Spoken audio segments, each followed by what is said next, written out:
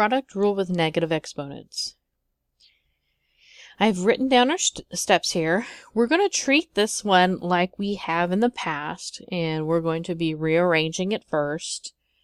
We're going to be adding those exponents together, and of course multiplying the big numbers.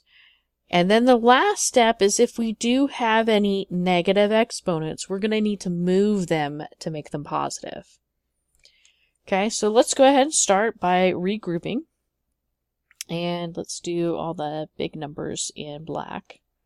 So we've got 3 times 5 times 3.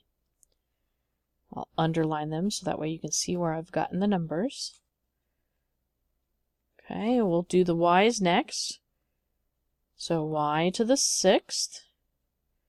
And that's a v, x. Oh, here's another y. Okay. And let's change. We've got, oh, we did that one. So we're going to do v's next. So v to the 8th and v to the 7th. And lastly, we have our x's. So we've got x to the negative 3rd and x squared. Okay, so now we've rearranged it. So we're going to go ahead and we're going to multiply our big numbers. So 3 times 5 is 15. And then 15 times 3 is 45. Kind of losing my train of thought there for a second. And then, now this is where I kind of wrote this rule, this reminder here is don't forget our invisible 1. Because remember, you have that invisible exponent here. Okay, so 6 plus 1 is 7. So we've got y to the 7th. Next, we're going to combine our v's. We've got 8 plus 7, of course, is 15.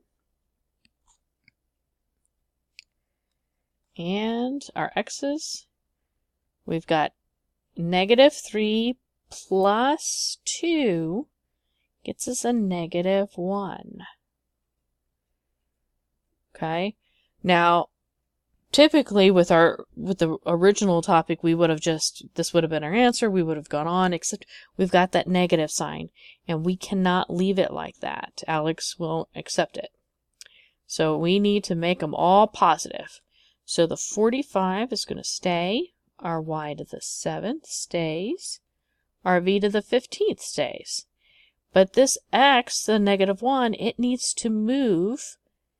Since it's technically on top, we're moving it down to the numerator, or the denominator, sorry. And we change the exponent to a positive. Now, since it's 1, we don't write it. But if, hypothetically speaking, this was, let's say this was a 2, then this would become a positive 2 on bottom. And this whole thing is your answer.